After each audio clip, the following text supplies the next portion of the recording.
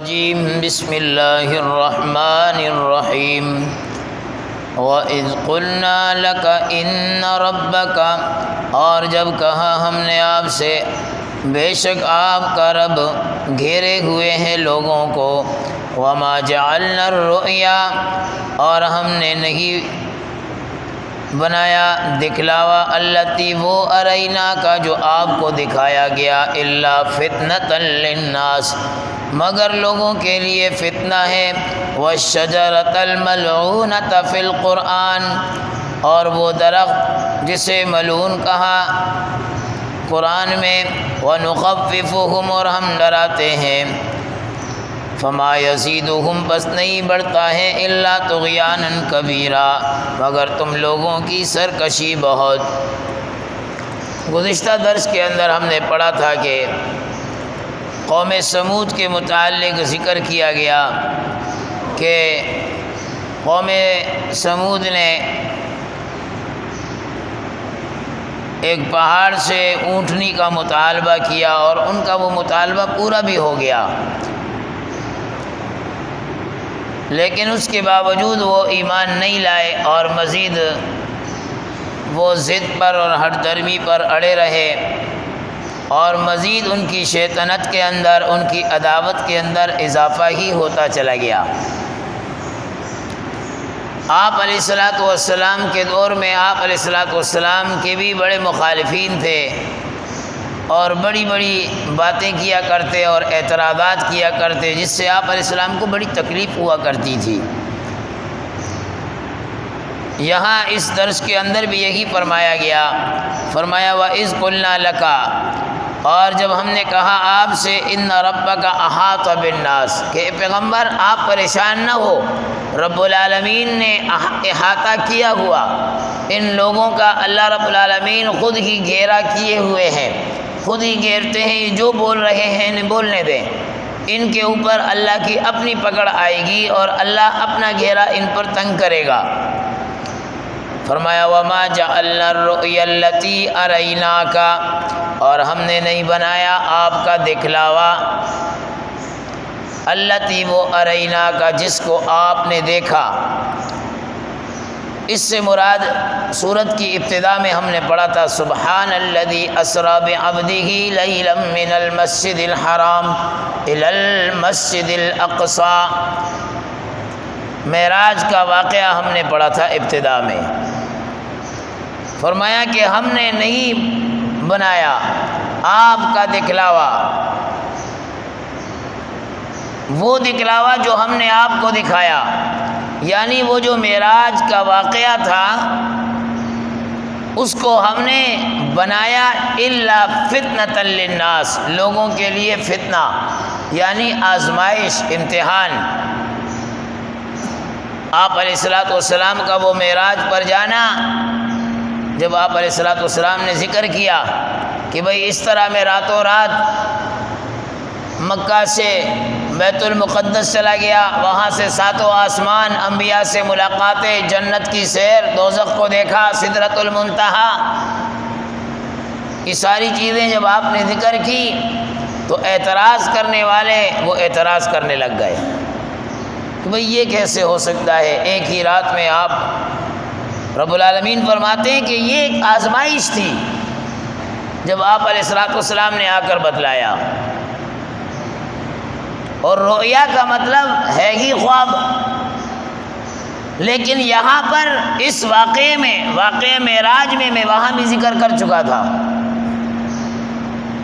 کہ واقعہ معراج وہ خواب نہیں ہے، وہ حقیقت ہے، وہ بیدارگی میں تھا، آپ بیدار تھے، خواب نہیں دیکھا، خواب ہوتا تو اعتراض ہی نہیں تھا، خواب ہوتا تو اعتراض ہی نہیں تھا۔ یہاں جو رب کہہ رہا ہے کہ اس کو میں نے آزمائش بنایا، اس لیے کہ جب آپ علیہ الصلاۃ والسلام نے ذکر کیا تو لوگ اعتراض کرنا شروع کر گئے، بھئی یہ ایسے کیسے ہو سکتا ہے، اور جو گمراہ فرقے ہیں کہتے ہیں کہ بھئی یہ خواب تھا، حقیقت نہیں، ان کی دلیل وہ کہتے ہیں کہ بھئی انبیاء کے خواب وہ سچے ہوتے ہیں، حقیقت پر مبنی ہوتے ہیں۔ بات ان کی ٹھیک ہے، انبیاء کے خواب سچے ہوتے ہیں۔ ابراہیم علیہ السلام نے خواب دیکھا اپنے بیٹے اسماعیل کو ذبح کر رہے ہیں، خواب سچا تھا، کر کے دکھایا۔ یوسف علیہ السلام نے خواب دیکھا 11 ستارے، ایک چاند، ایک سورج سجدہ کر رہے ہیں، خواب سچا تھا، اللہ نے کر کے دکھایا کہ 11 بھائی ماں باپ سب سجدہ کر رہے ہیں۔ انبیاء علیہ السلام، جناب نبی کریم صلی اللہ علیہ وسلم کے متعلق آتا ہے سورہ فتح میں، لقد صدق اللہ رسولہ الرؤیا بالحق، پیغمبر کا خواب سچا، عمرے کے لیے جب جا رہے تھے، عمرے کے متعلق سچا خواب تھا۔ لیکن واقعہ معراج یہ خواب نہیں ہے، یہ حقیقت ہے۔ اگر آپ کا خواب ہوتا تو اعتراض تھا ہی نہیں، یہ تو بیدارگی ہے جس کو مشرکین انکار کر رہے ہیں اور ایمان والے تسلیم کر رہے ہیں، ایمان والے تسلیم کر رہے ہیں۔ تو فرمایا وہ خواب نہیں ہے، وہ حقیقت پر مبنی ہے۔ اور صحابہ وہ یقین کرتے رہے، ان کا ایمان اور بڑھتا رہا۔ اور جنہوں نے اعتراض کیا، انکار کیا کہ بھئی یہ کیسے ہو سکتا ہے، ایک ہی رات میں کوئی ادھر سے ادھر چلا جائے، آسمانوں پر چلا جائے، وہ مرتد کہلا گئے، وہ گمراہ ہو گئے۔ اور ایک اس کا نہیں، آگے دوسری بات ذکر کی، ایک تو خواب کا انکار، دوسری بات وَالشَّجَرَةَ الْمَلْعُونَةَ فِي الْقُرْآنِ، شجرہ ملعونہ، ملعون درخت جس کا ذکر قرآن میں ہے، لَآكِلُونَ مِن شَجَرٍ مِّن زَقُوم، یہ ایک درخت ہے جو جہنم کے اندر ہے، توہر کا درخت، زقوم کا درخت۔ جب آپ علیہ الصلوۃ والسلام نے کہا کہ بھئی دیکھو یہ درخت جو جہنم میں، اور اللہ رب العالمین جہنمیوں کو اس کو کھلائیں گے، تو انہوں نے اور اعتراض شروع کر دیا، اعتراض مزید شروع کر دیا کہ بھئی ایک آگ اور آگ کے اندر پھر درخت کا ہونا، یہ کیا باتیں کر رہا ہے؟ جناب نبی کریم صلی اللہ علیہ وسلم پر اعتراض کہ بھئی آگ کے اندر درخت کیسے ہو سکتا ہے؟ اور یہ جو توہر کا درخت کہہ رہے ہیں، زقوم کا درخت کہہ رہے ہیں۔ تو ان لوگوں نے کھجور کو اور مکھن کو آپس میں ملا دیا اور اس کو نام دے دیا یہ زقوم ہے۔ ابو جہل اور اس طرح کے بڑے بڑے سرغنہ کفار مکہ کھجور اور مکھن کو ملا دیتے، مرکب بنا لیتے اور پھر کہتے آؤ بھائی ہم تو زقوم کھا رہے ہیں، ہم زقوم کھا رہے ہیں، حالانکہ زقوم جہنم کا درخت ہے، زقوم جہنمیوں کی خوراک ہے۔ اور یہ لوگ تمسخر کے طور پر، مذاق کے طور پر کہتے تھے کہ آؤ بھائی ہم زقوم کھا رہے ہیں، ہم زقوم کھا رہے ہیں، اور اعتراض کرتے تھے کہ یہ عجیب عجیب باتیں کر رہا ہے، آگ کے اندر درخت کیسے ہو سکتا ہے؟ آگ کا کام ہے درخت کو جلانا، راکھ کر دینا۔ لیکن اس کو نہیں پتا کہ بھئی اللہ کی قدرت کتنی بڑی ہے، اللہ کی قدرت کتنی بڑی ہے۔ اور خدا کی قدرت کو عقل کے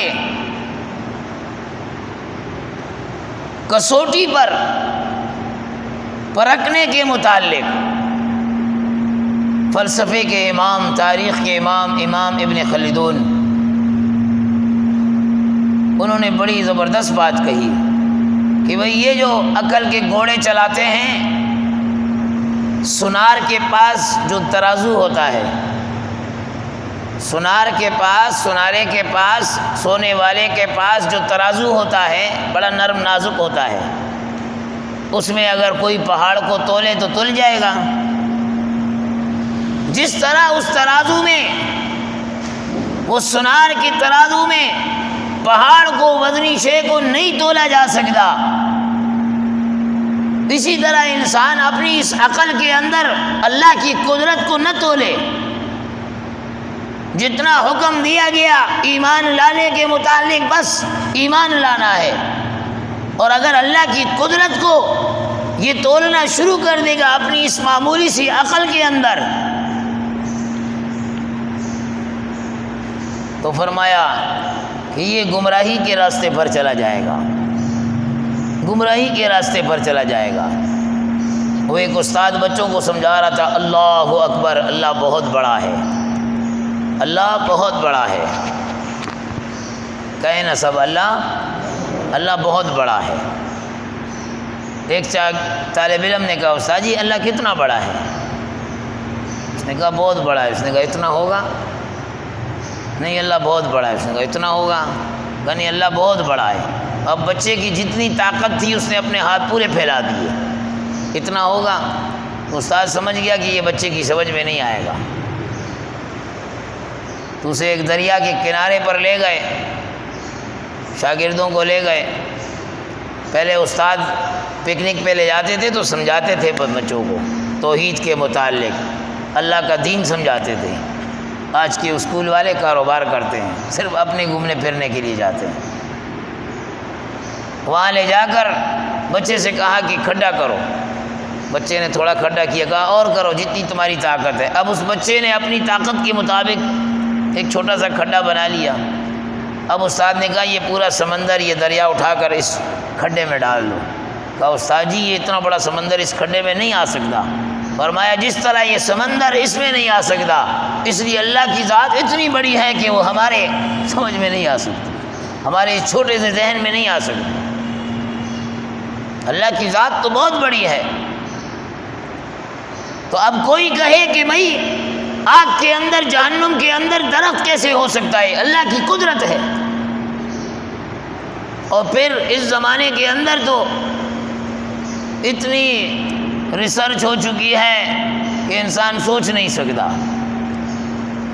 ترکی کے اندر ایک علاقہ ہے، وہاں ایک پرندہ ہے سمندل جس کو کہا جاتا ہے، اور اس کے پشم سے بڑی ملائم ہے، وہاں سے کپڑے تیار ہوتے ہیں۔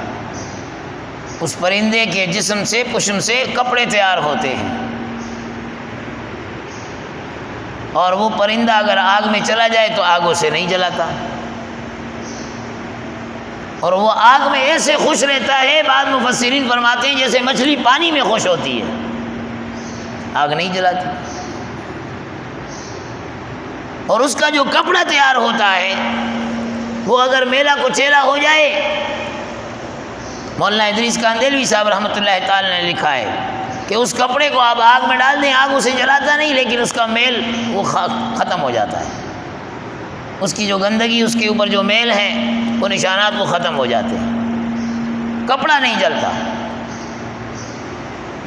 شتر مرغ کو دیکھ لیں آپ، گرم گرم آگ کے کوئلے اس کے سامنے رکھیں وہ نگل جاتا ہے، اور اسے کوئی فرق نہیں پڑتا، کوئی فرق نہیں پڑتا۔ بلکہ اب تو نیٹ زندہ باد، نیٹ نے سب کچھ واضح کر دیا، ایسے ایسے درخت بھی دکھائے جس میں سے آگ نکل رہی ہے، لیکن وہ درخت اپنی جگہ کھڑا ہوا ہے، وہ درخت اپنی جگہ کھڑا ہوا ہے، اس میں سے آگ نکل رہی ہے۔ تو اللہ کی قدرت سے یہ بات بعید نہیں ہے کہ آگ، جہنم کی آگ کے اندر درخت ہو نہیں سکتا، ہو سکتا ہے۔ اسی لیے فرمایا کہ پیغمبر علیہ الصلوۃ والسلام کا بیدارگی میں، نیند میں نہیں، خواب میں نہیں،